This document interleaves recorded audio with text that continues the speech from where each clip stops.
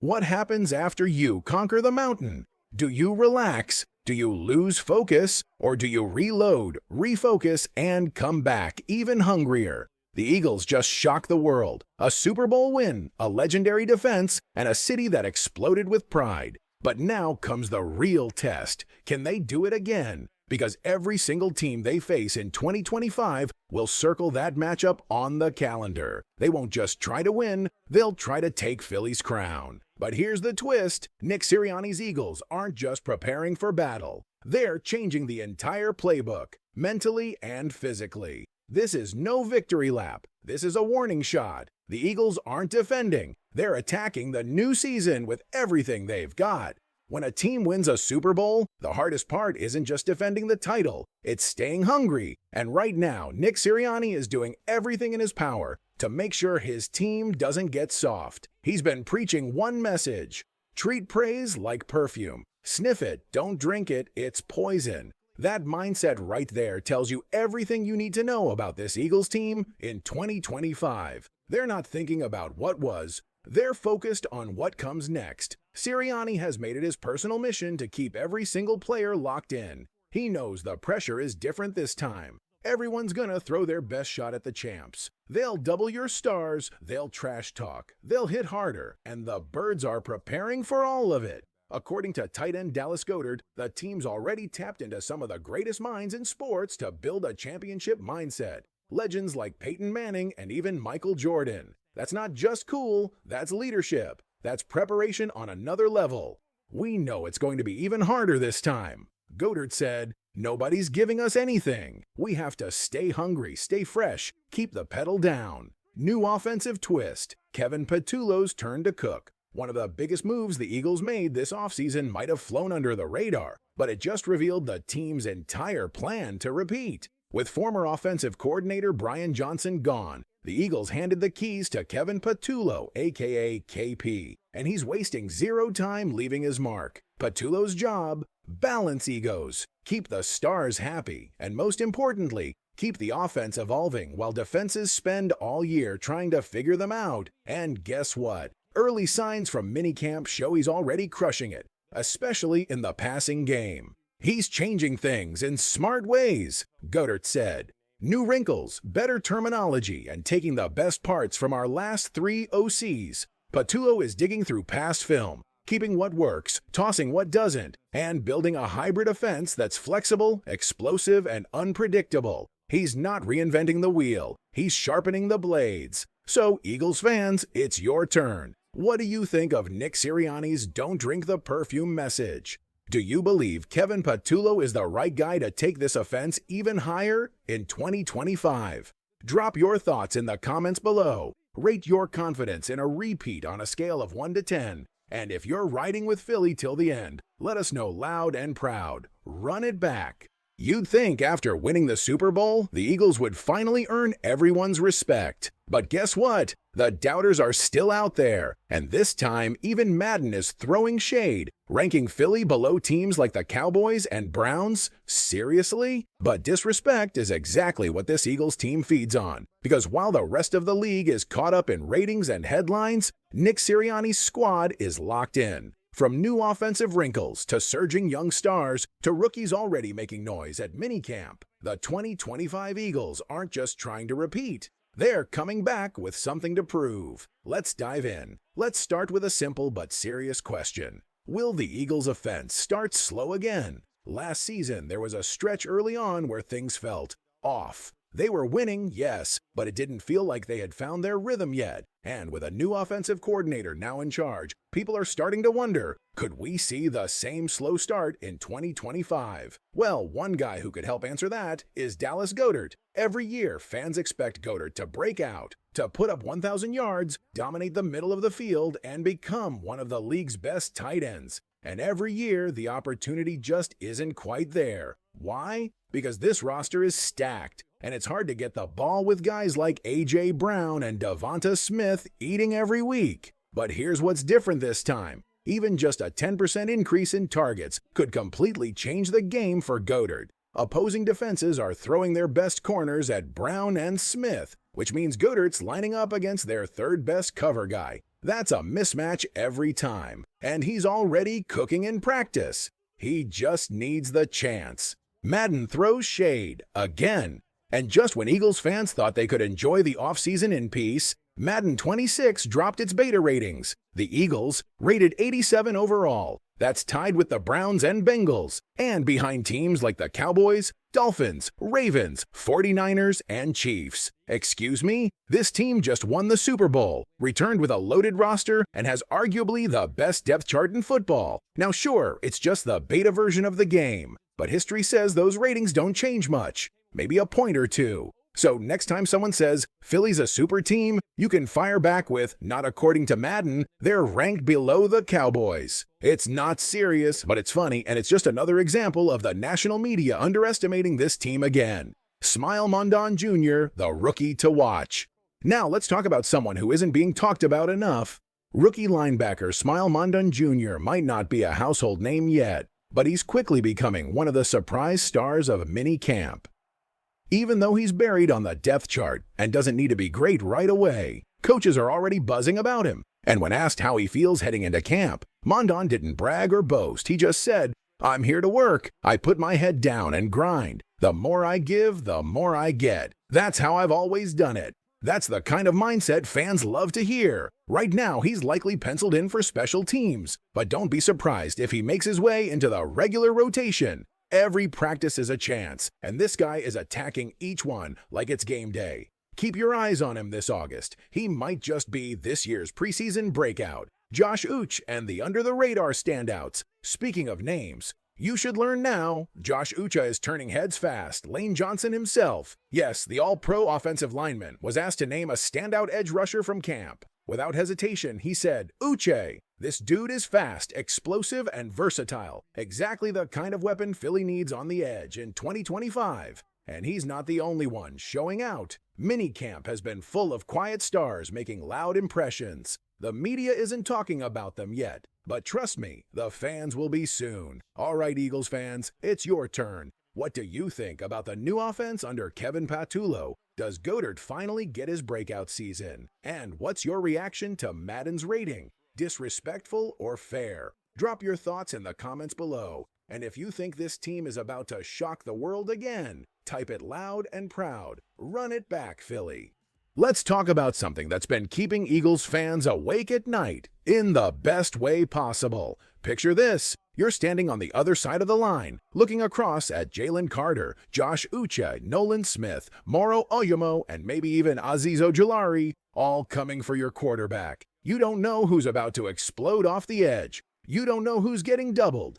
And guess what? You can't double anyone, because Jalen Carter alone is eating up all the attention. That's not just theory anymore. That's exactly what we're seeing in minicamp, and it's got the coaching staff buzzing. Josh Uche, the unexpected headliner when Lane Johnson, an all-pro lineman who's battled the best, was asked to name the edge rusher who's been the toughest to block in minicamp, you'd expect him to say Nolan Smith or maybe Ojulari, but without hesitation he said, Josh Uche, and that wasn't some throwaway name. That was the first name out of his mouth. That tells you something. It tells you that Uche isn't just blending in, he's standing out. It tells you that this guy, who barely cost the Eagles a few million this offseason, might be the biggest steal in the league. Imagine what happens if he hits. Imagine if both Uche and Ojulari take off this year. If they hit, nobody's safe.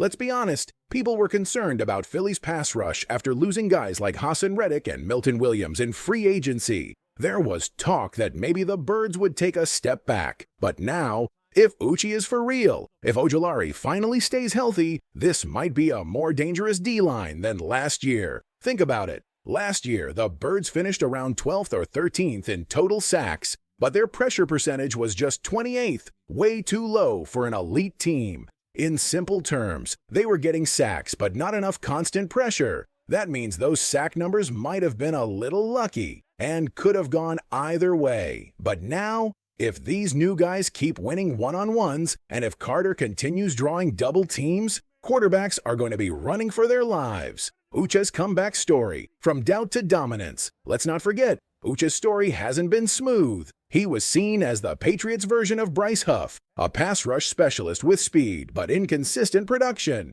He was even a healthy scratch in the Super Bowl. Not exactly the kind of moment you brag about. But now he's in Philly. He's healthy, he's hungry, and he's dominating reps against one of the best offensive lines in football. The Eagles gave him a cheap prove-it deal, and he's playing like a man who wants a big contract and a second shot at stardom. If he gives them even 6 or 7 sacks, the Eagles are getting first-round production for backup money. That's the kind of move that turns great defenses into terrifying ones. Oh, and the run game just got spicier. Before we move on, quick shout-out to A.J. Dillon, who's quietly making noise in the Eagles' backfield. After the Saquon Barkley signing grabbed all the headlines, Dillon's name kind of disappeared. But don't sleep on him. Whispers are already floating around minicamp that he looks faster, stronger, and more explosive than he did in Green Bay. Could this 1-2 punch of Saquon and Dillon be the most physical backfield in the league? We'll dive deeper into that in the next section. All right, Philly fans, here's your moment. If Josh Uche breaks out, how dangerous is this defensive front? Can anyone stop this group if they all hit their stride together? And do you think A.J. Dillon can surprise people this year? Drop your thoughts in the comments. Let's see who's buying the Uche hype and who's still waiting to see. And if you're loving what this defense is building, type it in bold. Birds gonna feast. How Freudriak on the bank 20 sham is fighted by fine by Quanda Funcham. This might be the smartest backfield move the Eagles have made in years, and hardly anyone is talking about it. Let me break it down. While everyone's focused on Saquon Barkley as the big name, there's another name that could quietly become one of the most important weapons in the Eagles' offense this year: A.J. Dillon. Saquon's load management, learning from history. Before we dive into Dillon, let's talk about the elephant in the room: Saquon Barkley's workload. During OTAs and minicamp, Saquon made one thing very clear. He's focused on keeping his body right. And that's not just talk. There's actual data backing up why that's so important. A subscriber named Dylan Chapman did an incredible deep dive into what happens to NFL running backs after a 2,000-yard season. His findings? Almost all of them hit a wall the next year. Injuries, huge drop-offs, fewer carries, less impact. The only exception? Barry Sanders. Even he dropped from 2,000 plus to 1,500 yards the next year. Still great, but not historic. So when you think about Saquon and the wear and tear he's already had, it's smart for the Eagles to make a plan to protect him from overuse. And that's where A.J. Dillon steps in. A.J. Dillon, a bruiser with something to prove. Dillon showed up to camp looking healthy, fast, and hungry, and it's impossible not to notice. He might just be the perfect backup for Barkley. Remember LeGarrette Blount in 2017? Big, punishing, and still able to bounce outside. Dillon feels like that kind of player, the kind of runner who can smash defenders in the trenches and still break into the second level when you least expect it. The Eagles tried to recreate that power style with Rashad Penny. And yeah, we all believed in Penny's comeback story, but it didn't work. This time, Dillon might actually be the one who delivers the perfect 1-2 punch. This doesn't mean Saquon is going to sit out half the year. Not at all. But if the Birds want to win late in the season, stay dangerous in the playoffs, and keep Saquon fresh when it matters most, Dillon can take on those tough yardage snaps. He can grind out early down plays, wear down defenses, and let Saquon shine in the fourth quarter. It's smart football, and it might finally give Philly the physical, punishing ground game it's been missing. But wait, could Dillon get cut? Now here's the twist. Some beat writers who watch practice every day have listed A.J. Dillon as a cut candidate. Seriously, that shocked me. But when I look deeper, it kind of makes sense. The Eagles are crowded at running back, and guys like rookie Will Shipley have been impressive too. So now the big question is, who becomes RB2 behind Saquon? Some say it'll be Dillon, others say Shipley is next in line, especially as a receiver out of the backfield. But one thing's for sure, the Eagles need a power back this year, and if Dillon keeps showing what he's shown so far in camp, it's going to be really hard to cut him. Let's hear it, Eagles fans. Who should be RB2 behind Barkley? A.J. Dillon or Will Shipley? Do you think Dillon deserves a spot on the 53-man roster? Could this be the most dangerous backfield we've had since 2017? Drop your thoughts in the comments. Type "run it back" if you believe the Birds will run through defenses this season with this RB duo. Eagles fans, we're not just talking about having a good team this year. We're talking about a loaded army, not just on the field, but all the way down the depth chart. Let's start with the running backs, because that trio of Saquon Barkley, A.J. Dillon, and Will Shipley is suddenly looking a lot more important than people thought. Why pass blocking could decide RB roles. Here's the truth. Will Shipley might have the most potential out of any young back on the roster. But there's a catch. He's got to prove he can pass block. In today's NFL, running backs can't just run and catch. They've got to protect their quarterback. And when that quarterback is Jalen Hurts, you better be reliable in pass protection.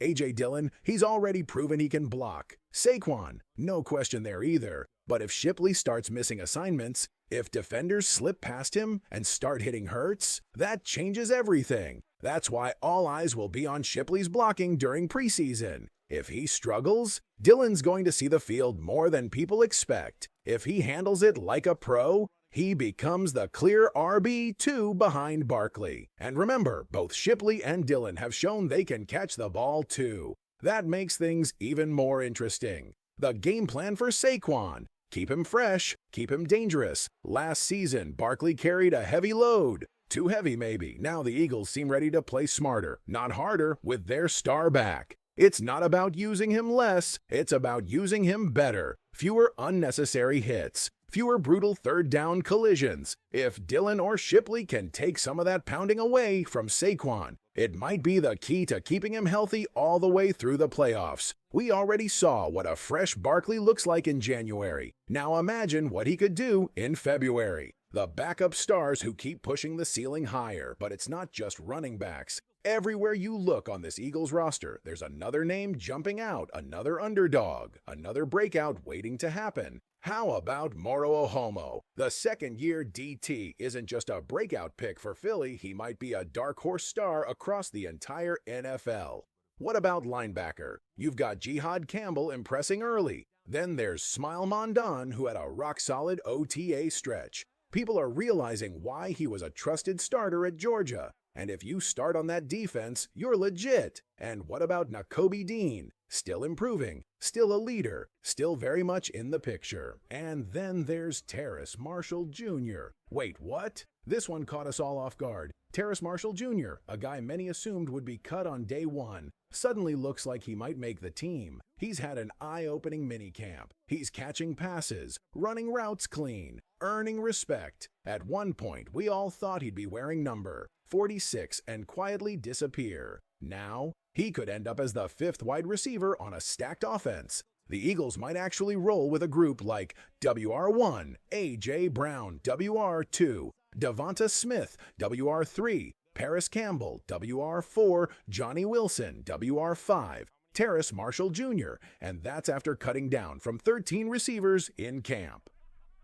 This roster is deep, scary deep. It's kind of crazy. You could literally close your eyes, spin a wheel, land on any backup position, and get excited about the name. And that's the difference. Go look at other teams around the league. Their backups are unknown, untested, untrusted. Philly's backups, they're ready, they're hungry, and some of them might just become stars. Oh, and by the way, we're returning 10 of 11 starters on offense. That's just wild. Let's talk, Eagles fans. Who's your favorite underdog to make the 53-man roster? Can A.J. Dillon really become a key part of this offense? Will Shipley win RB2 or lose it in the preseason? Type "Depth Wins Championships" in the comments if you believe this team is built to survive injuries and dominate late in the season. Eagles fans, listen closely, because something very real just happened. When your franchise quarterback speaks, you better pay attention. And Jalen Hurts just dropped a name out of nowhere, a name most of us didn't even have on our radar. Terrace Marshall Jr., that's right. The guy who many assumed would be cut before the season even started just got a shout-out from Jalen himself. And Hurts doesn't just hand out praise to anyone, not unless it means something. Let me break this down. When Hurts talks, you listen. If you've watched Jalen Hurts at press conferences, you know one thing. He's calm, quiet, cool. He barely shows emotion. He almost never singles players out, good or bad. But when asked about standouts during offseason practices, Hurts paused for a moment, then said, Terrace Marshall made a few really big plays for us.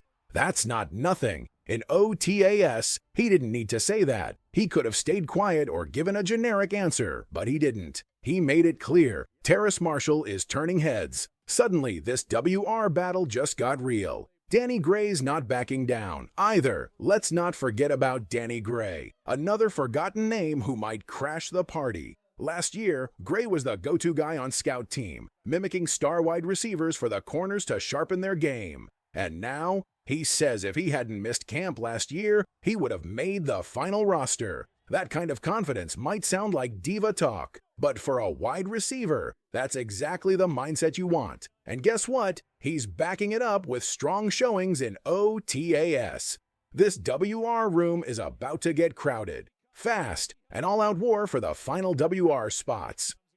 We all know the big three: A.J. Brown, Devonta Smith, Paris Campbell. They're locked in. No debate. But after that, it's wide open. There's Johnny Wilson, who's shown promise as a run blocker, a huge asset in 2 WR sets. Danny Gray, scout team warrior, now hungry for a real spot.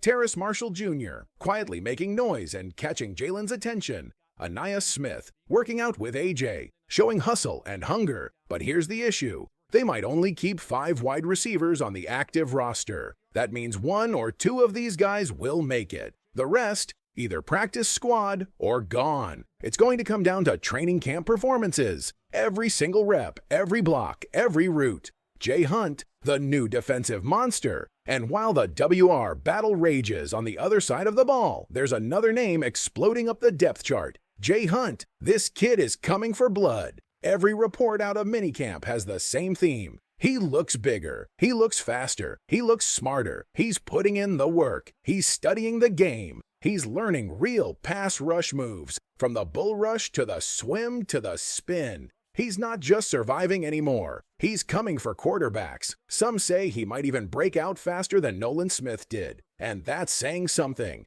'cause Smith was a menace late last season and into the playoffs. If Jay Hunt lives up to the hype, this defense just got even scarier. All right, Eagles Nation, I need your voices in the comments. Who are you picking to win the last WR spots? Terrace Marshall, Danny Gray, Johnny Wilson, or someone else? And how confident are you in Jay Hunt's breakout? Could he be the next star pass rusher? Drop your thoughts below. Give me your WR5 prediction and rate Jay Hunt's breakout potential from 1 to 10. Say it loud. Depth wins games. Dogs win championships.